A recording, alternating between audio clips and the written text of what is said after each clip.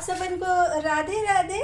तो मेरे ठेठ देहाती चैनल में आप सभी का स्वागत है। और आज करवा चौथ है, तो सभी सुहागिन महिलाओं को करवा चौथ की ढेर सारी शुभकामनाएं। आपका सुहाग अमर रहे, आपके घर में सुख समृद्धि रहे। तो हर एक का ना करवा चौथ का व्रत रखने का, पूजा करने का ना अलग अलग तरीका रहता है। तो मैं किस तरह से व्रत रखती हूँ, पूजा करती हूँ, पूजा के लिए कौन कौन सी सामग्री इस्तेमाल करती हूँ, तो मैं सब वो बताती हूँ।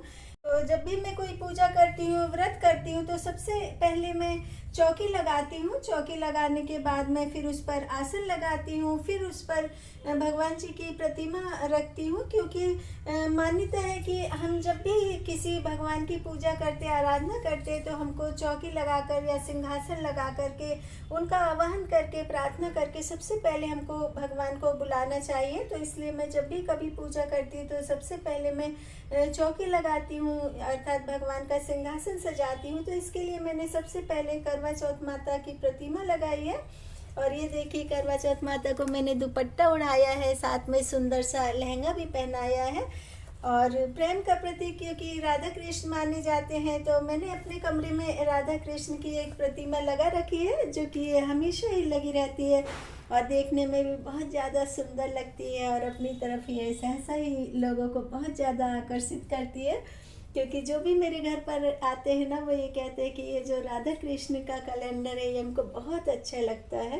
और इसके अलावा जब भी हम करवा चौथ की पूजा करते हैं, तो उसमें गणेश जी, लक्ष्मी जी को जरूर से रखते हैं, क्योंकि ये धन समृद्धि, सुख शांति का प्रतीक है। और उसके अलावा मैंने सरस्वती जी की भी प्रतिमा रखी है, क्योंकि सरस्वती माता ऐसी हैं जिनसे कि हमारे बच्चों को शिक्षा प्राप्त होती है, और शिक्षा प्राप्त करके हमारे बच्चों को जो सफलता मिलती है, तो उससे उनके जीवन में मार्गदर्शन मिलता है, अपना रोजगार चुनते हैं वो। और उसके अलावा ये देखिए, मैंने ये अपने नन्हे मुन्ने से लड्डू गोपाल जी को रखा हुआ है, और ये हर वक्त ही शैतानी करते रहते हैं, और यहाँ भी ये पूरी शैतानी के मूड में है। और उसके अलावा मैंने ये राधा कृष्ण जी को रखा हुआ है इधर पर।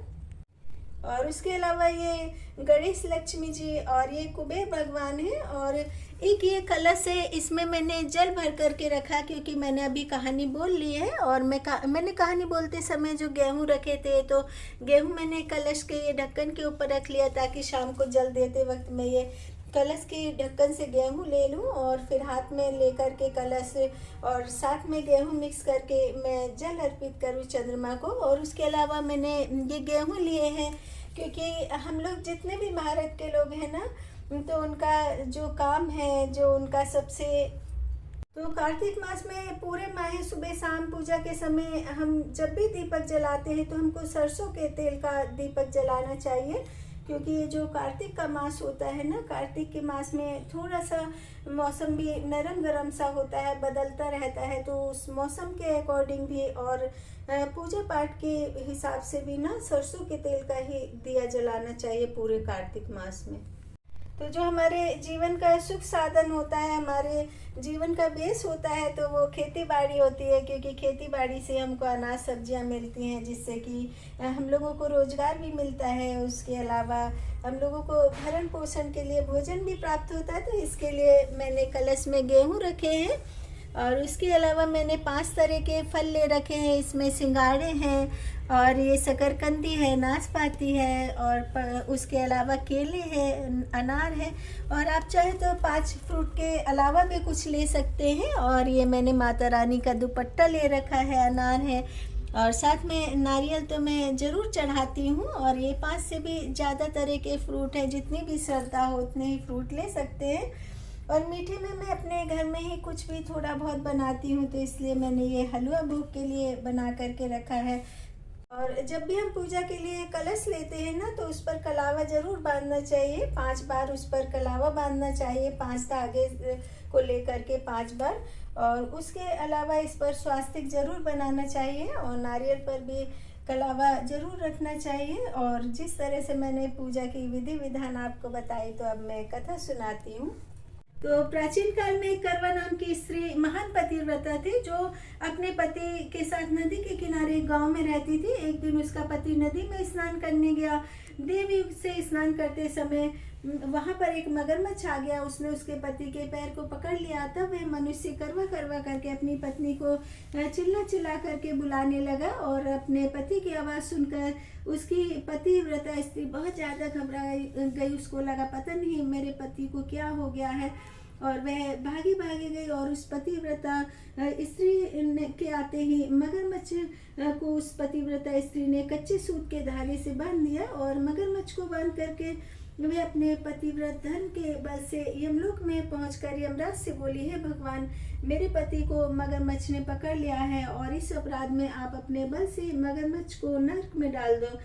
करवा की यह बात सुनकर के यमराज बोला, अभी मगरमच्छ की आयु शेष है, मैं अभी उसको मार नहीं सकता हूँ। यमराज की बात सुनकर करवा बोली, यदि आप ऐसा नहीं करोगे तो मैं आपको श्राप देकर नष्ट कर दूंगी। करवा की बात सुनकर यमराज भयभीत हो गए। अंततः उस पतिव्रता के साथ जाकर उस मगर को यमलोक को पहुंचा दिया, और उसके पति को दीर्घायु होने का आशीर्वाद दिया। और उसी दिन से ये करवा चौथ मनाई जाती है, और यह व्रत रखा जाता है। हे करवा चौथ माता, जैसे तुमने अपने पति की रक्षा करी, वैसे सबके पतियों की रक्षा करना। तो मैंने पहले भी बताया कि करवा चौथ में गणेश जी की पूजा बहुत ज़रूरी होती है। तो मैं एक कहानी सुनाती हूँ करवा चौथ के ऊपर गणेश जी की। एक अंधी बुढ़िया थी, उसका एक लड़का और एक बहू थे, और वो बहुत ज़्यादा गरीब थे, और वह बुढ़िया अंधी थी इसलिए उसको दिखाई नहीं देता था, और वह नित्य प्रतिदिन गणेश जी की पूजा किया करती थी। और एक दिन गणेश जी उसके सम्मुख प्रकट हुए, तो पूछा, बुढ़िया मैं तुझे क्या चाहिए, जो भी चाहिए तू मुझसे मांग ले। तो बुढ़िया कहती है कि मुझे तो कुछ भी नहीं मांगना आता, सो मैं तुमसे क्या मांगूं। तब गणेश जी बोले कि अपने बहू बेटे के लिए कुछ मांग लो, उनसे पूछ कर देखो वो क्या चाहते हैं। तब बुढ़िया ने अपने पुत्र और बहू से पूछा, तो बेटा बोला कि धन मांग लो, बहू ने कहा कि नाती मांग लो। तब बुढ़िया ने सोचा बेटा बहू तो अपने अपने मतलब की बातें ही कर रहे हैं।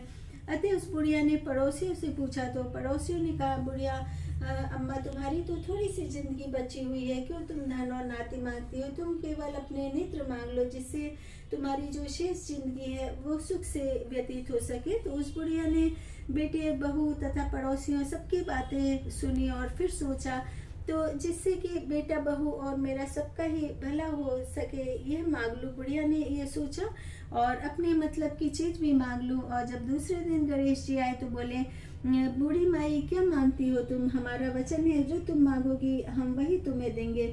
तो गणेश जी की वचन सुनकर बुढ़िया बोली, हे गणराज, यदि आप मुझ पर प्रसन्न है तो मुझे 9 करोड़ की माया दो, निरोगी काया दो, अमर सुहाग दो, आंखों में प्रकाश दो, नाती पोते दो, समस्त परिवार को सुख दो, और अंत में मुझे मोक्ष प्रदान करो। तो बुढ़िया की बातें सुनकर गणेश जी बोले, बुढ़िया माँ तुमने तो मुझे ठग लिया, खैर जो कुछ तुमने मुझसे मांगा है वह सब तुम्हें मिलेगा। और यूँ कहकर गणेश जी अंतर्ध्यान हो गए। हे गणेश जी, जैसे आपने बूढ़ी माँ की मांगे अनुसार सब कुछ दिया, वैसे ही सबको देना और हम सब पर अपनी कृपा बनाए रखना।